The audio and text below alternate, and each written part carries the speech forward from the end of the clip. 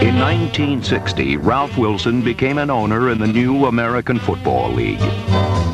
He located his infant franchise in Buffalo, and the fans quickly made the Bills as much a part of Western New York as chicken wings and beef on weck. Buster Ramsey was the first coach and fathered the franchise through the formative seasons of 1960 and 1961. After 2 years of mixed results, a call went out for Lou Saban. A personality change was in store for the Buffalo Bills. While the rest of the AFL polished gadget plays, Buffalo's number 70, Tom Sestak, concentrated on no-frills defense. The 1962 draft produced linebacker Mike Stratton, a fixture for the next decade on AFL All-Star teams. George Sains was voted the league's outstanding safety 4 straight seasons, a heady player who rarely made a mistake. Number 66, Billy Shaw of Georgia Tech, became a guard of all-pro dimension in either league. And from Canada came Carlton Cookie Gilchrist, a thundering runner and irrepressible character. Tiny Bluffton College's contribution was swift receiver Albert Golden Wheels Dubenian. And the final piece of the playoff puzzle was quarterback Jack Kemp, who directed the Bills' offense with imagination and daring.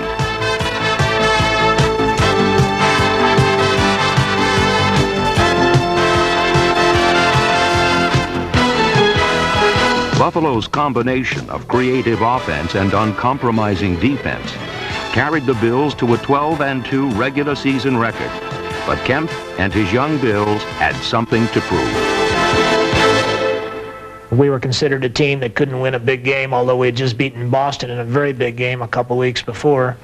We had a good team, but no one really thought we were mature enough to win the championship. For me personally, it was a chance to play against the old Chargers, a team from which I had come. So it was kind of a chance to prove myself to those who, for one reason or another, I thought made a mistake. The day after Christmas, 1964, Buffalo's resolve was as rock hard as the turf in aging War Memorial Stadium. Tobin Rote's early touchdown pass staked the flashy Chargers to a quick lead. The stage was set for the hit heard round the pro football world. Stratton just really laid my friend Keith Lincoln out flat, and you could just see the emotion and the passion and the credibility of the Buffalo Bills come together at that point. A wounded Lincoln was helped from the field, and momentum changed sides as Gilchrist pitched in 122 yards rushing. Jack Kemp orchestrated 4 scoring drives, and the Bills won the AFL championship 20-7 in only their 5th year of existence. A year later, in San Diego's Balboa Stadium, the Bills and Chargers staged a championship rematch. Buffalo's defense smothered the explosive San Diego offense, and the Bills cruised 23-0 to a second consecutive title. Butch Bird's memorable 74-yard punt return was the knockout punch as the Bills stood alone at the AFL summit once more.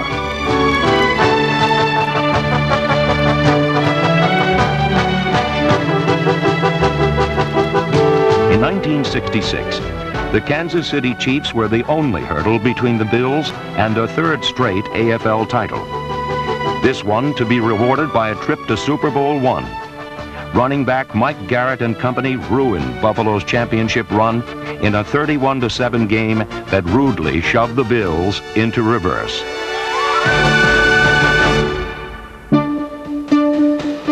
Buffalo slipped under 500 in 1967, and a year later suffered the indignity of a single victory in 14 games. Spirits sagged, but a bright day awaited.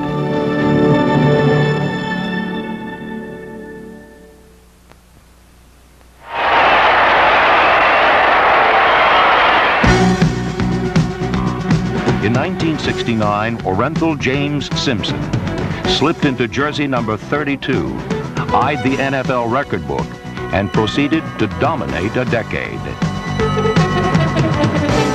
He was a comet, swift, brilliant, and full of energy. He had speed and instincts beyond belief. They asked the Almighty to build a running back, and this was his prototype. Lou Saban recognized the gifts and tailored an offense to display them appropriately. Line coach Jim Ringo crafted an offensive front of Foley, Green, McKenzie, DeLamelure, Montler, and the Electric Company was formed to turn loose the juice.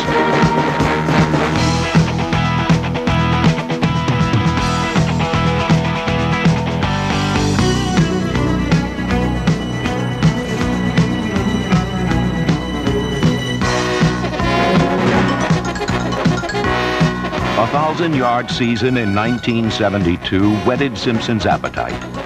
A year later, he was insatiable. In just half a season, Simpson reached the rushing milestone that most use to measure a full campaign.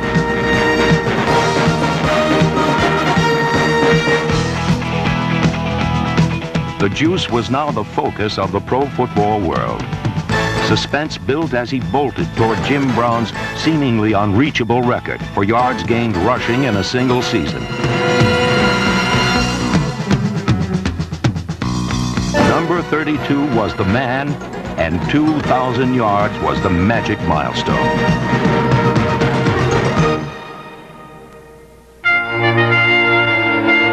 December 16th, 1973, a cruel wind whipped Shea Stadium. Snow spit from gray clouds, and temperatures tumbled into the icy digits. It was man against the elements and the odds. A single sentinel at the brink of immortality.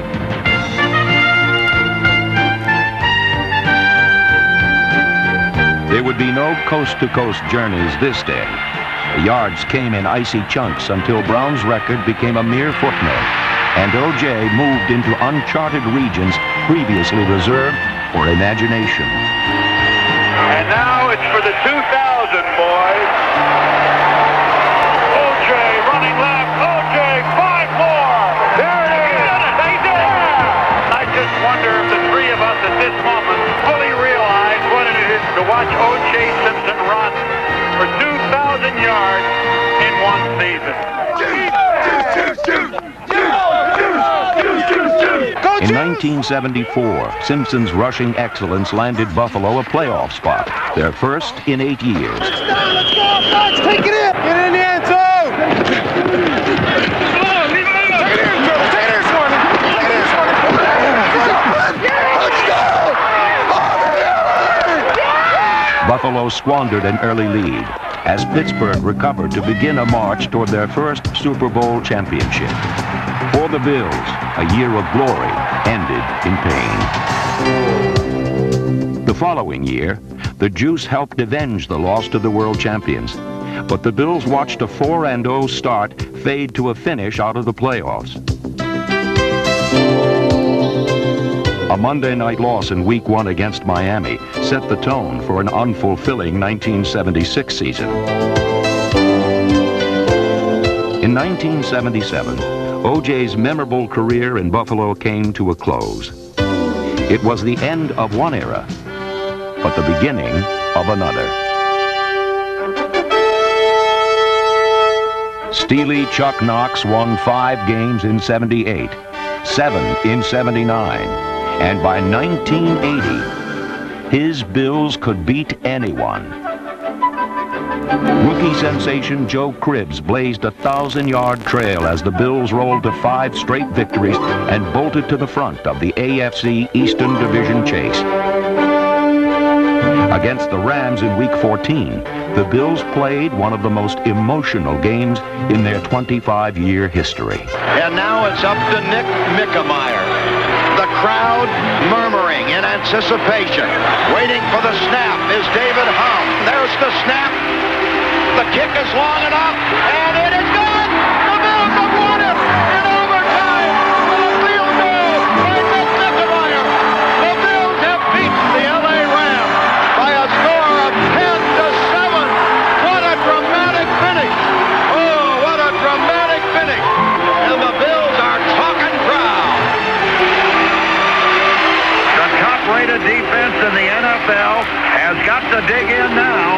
season could be lost. The Bills need to hold them to win their first division title since '66. 2 seconds to play. There's the long throw toward the end zone, and it is deflected, incomplete, and the game is over. And the Bills have won the division championship. What a dramatic finish in the fog and the rain of San Francisco. Playing on one ankle, Joe Ferguson couldn't pull off a playoff miracle against San Diego. A healthy Ferguson had the Bills back in the playoffs a year later, and his 2 touchdown passes to Frank Lewis helped the Bills to a 24-0 lead.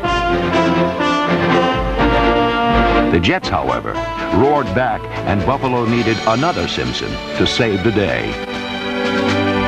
And oh, what drama in Shea Stadium.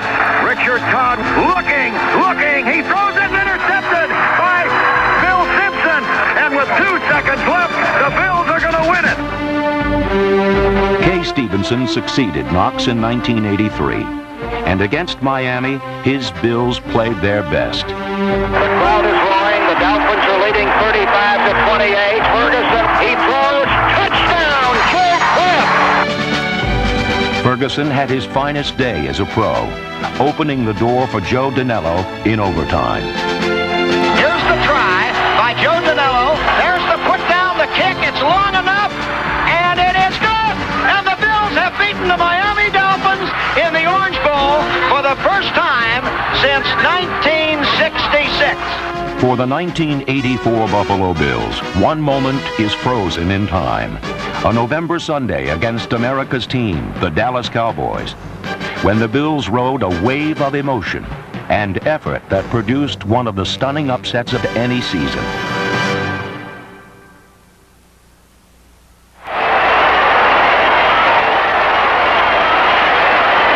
12 seconds to play. The Bills come to the line of scrimmage at the Jets' 31-yard line. Ferguson waiting, dropping back in the pocket, looking to throw. He throws toward the end zone, and it is caught for a touchdown. Unbelievable. A touchdown. What a play. Frank Lewis made the reception with 6 seconds left, and the Bills have taken the lead, and they are mobbing Frank Lewis. Oh, what a play. For 2.5 decades, Bills fans have been one of the most vocal and loyal armies in the league. And their hometown favorites have rewarded them with a scrapbook of magic moments and fantastic finishes. In 1965, running back Billy Joe beat the Raiders with 24 seconds left. Haygood Clark's interception of George Blanda with 27 seconds to play preserved a dramatic 27-20 win over the Oilers in 1966.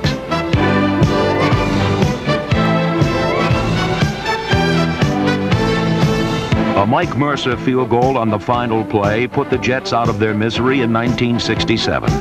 And a year later, the Super Bowl-bound New Yorkers beached on the shores of Lake Erie as Buffalo intercepted 5 Joe Namath passes and returned 3 for touchdowns in a stunning upset. O.J. Simpson, the man with the big play personality, victimized the Steelers in 1972 with the longest run in Bills history, a 94-yard scoring gallop. Trailing Baltimore in 1973, the Bills clearly needed divine intervention.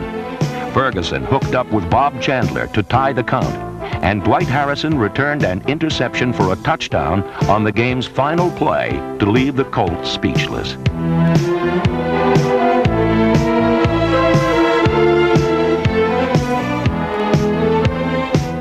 A critical Monday night opener with Oakland in 1974 remained in doubt until Ahmad Rashad found a crease in the Raider secondary with just seconds remaining. The final minute belonged to the Bills once more as the juice broke away in Shea to beat the Jets 24-23 in 1975.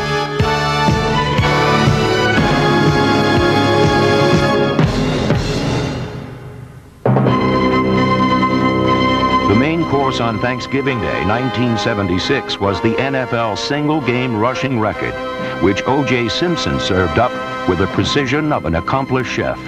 drumming the Lions to the tune of 273 yards.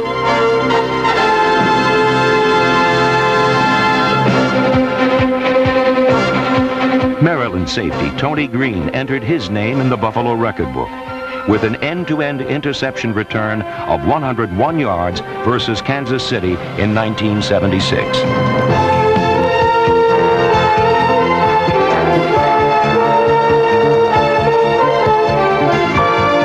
Keith Moody made something special of the special teams with his record 91-yard punt return against Cleveland in 1977, a piece of cutback mastery.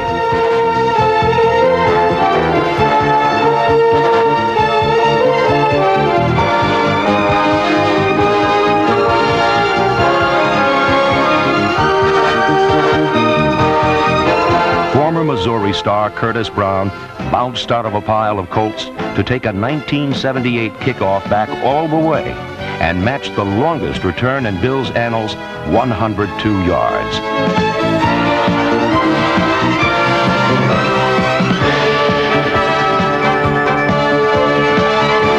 Aside from the juice, 3 other Buffalo runners have totaled 200 yards in a single game, including Terry Miller, who did it against the Giants in 1978.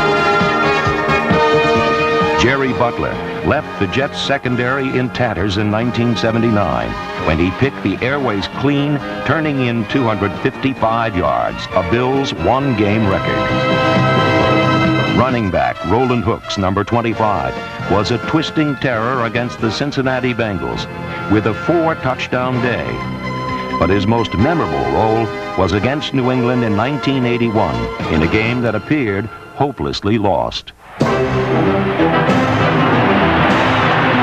where there's life, there's hope. No timeouts left. In the shotgun. Throwing long down the middle for Roland Hooks. He's got it. What a reception.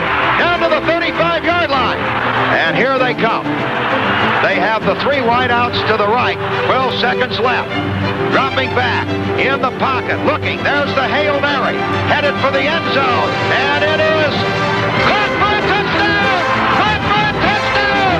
I don't believe it. Caught for a touchdown. I don't believe it Incredible.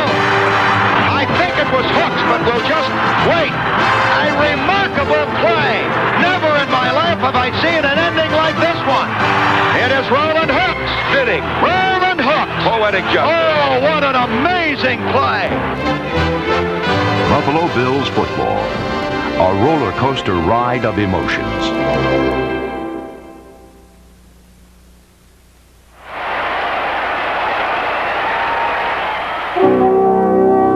They have come in every shape and size, from big schools and small. Some excelled with acrobatic grace.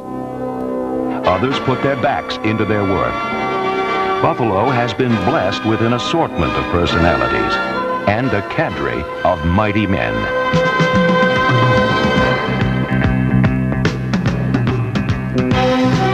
Defense has been a Buffalo hallmark for 25 years. Number 72, defensive end Ron McDowell, was one of the Bills' first truly tough guys. Mike Stratton is best remembered for his championship game hit on Keith Lincoln, but Lincoln was not his only victim.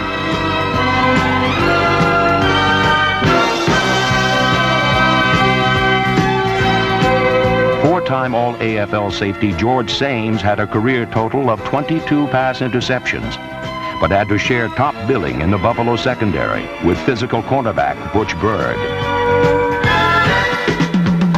Bird led the Bills in career interceptions, and number 51, John Tracy, found a new career after being converted from tight end to outside linebacker, where he found hitting more enjoyable than being hit.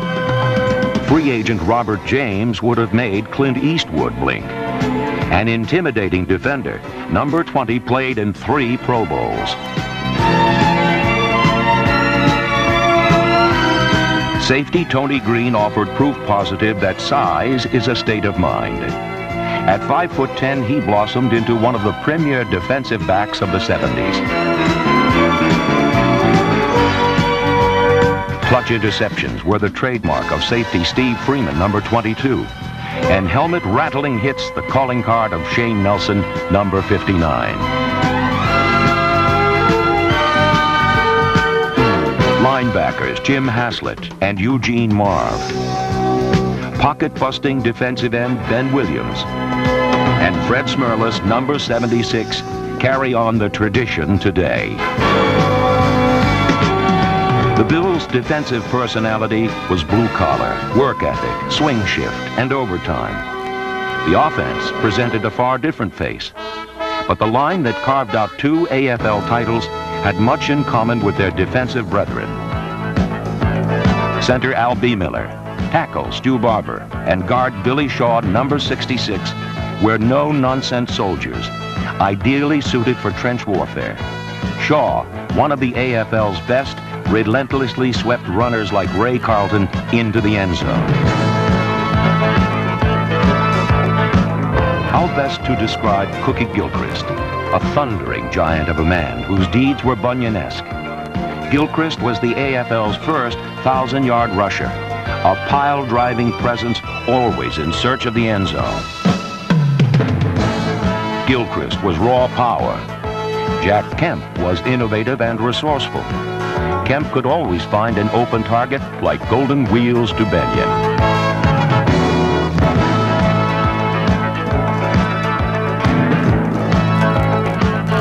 Disaster quarterback Ed Rutkowski, number 40, Tom Flores, and Darryl LaMonica each stood behind center for Buffalo in the 60s. In 1968, the Bills starter for 3 games was Florida product Kay Stevenson. Quarterback Dennis Shaw and J.D. Hill captured the fancy of the fans in the early 70s. Joe Ferguson capitalized on the talents of Ahmad Rashad and gymnastic Bob Chandler to rank among the NFL's top 20 passers. In the 80s, Ferguson's attentions turned to cagey Frank Lewis and flashy Jerry Butler. Joe DeLamalure and Joe Devlin helped spring runners like Jim Braxton, a punishing package for any defender. No offensive player appeared in more games than Reggie McKenzie, who began convoying the juice around the corner and finished as an escort for Joe Cribbs. And then there were 2 men of special consequence. One was Tom Sestak, tight end at McNeese State, ignored until the 17th round of the '62 draft. The other was O.J. Simpson, glamour guy of the SC Trojans, Heisman winner, and number 1 pick. Sestak moved from offense to defense and became one of the AFL's dominant players. He could always be found at the bottom of the pile. He stretched himself to the limit on every snap. Tom Sestak toiled. Success came easier to O.J. Simpson. If Sestak was a 60s warrior, the juice was a 70s phenomenon. He bolted across the pro football firmament like a shooting star. He climbed Everest, flew the ocean alone, cracked the limits of outer space. A new yardstick to measure the bright college boys of tomorrow and tomorrow. It was amusing watching frenzied quarterbacks flee, only to find the waiting arms of Sestak. It seemed almost unfair watching outclassed defenders scramble across the AstroTurf as the juice vanished into the NFL record book.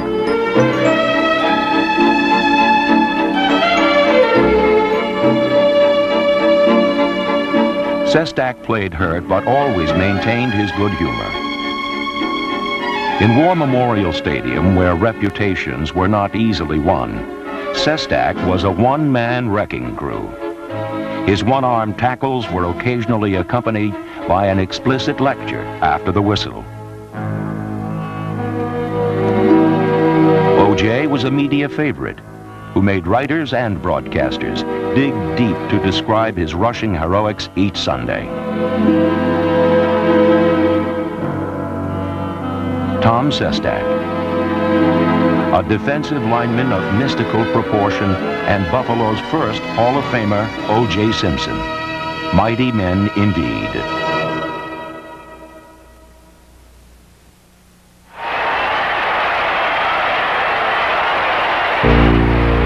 On the shores of Lake Erie, the city had a dream that one day they'd embrace a beloved hometown team. A team of their own to warm winter chills. A team that became the Buffalo Bills.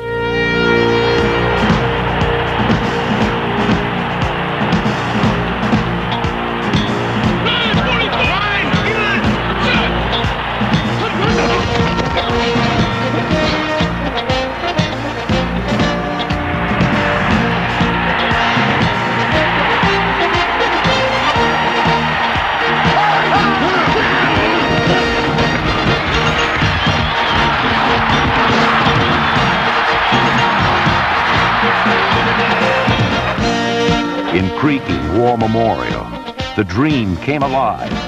The Bills were league kings in '64 and '65. A future congressman threw to a speedster with golden wheels.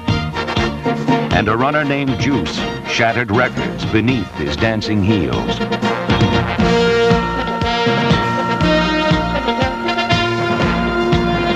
A steamed-up Billy Shaw.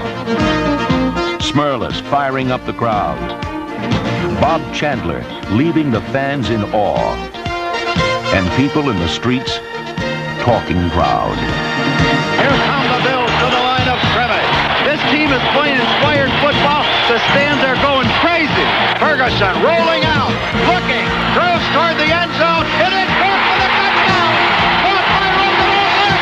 A great grab for the touchdown. And pandemonium reigns at Rich Stadium. The streak is over. Long live the streak. In 1984, when expectations fell, a Dallas defeat was told by Greg Bell. First down for the Bills in the I formation. It denied the wide out to the left, and a handoff, and up the middle, and breaking out to the 30 is Greg Bell, and Bell is on his way to the 40, to the 30. Greg Bell scores a touchdown on an 85-yard run on the first play from scrimmage. An anniversary story, 25 years down memory lane, with more years of glory than there were years of pain.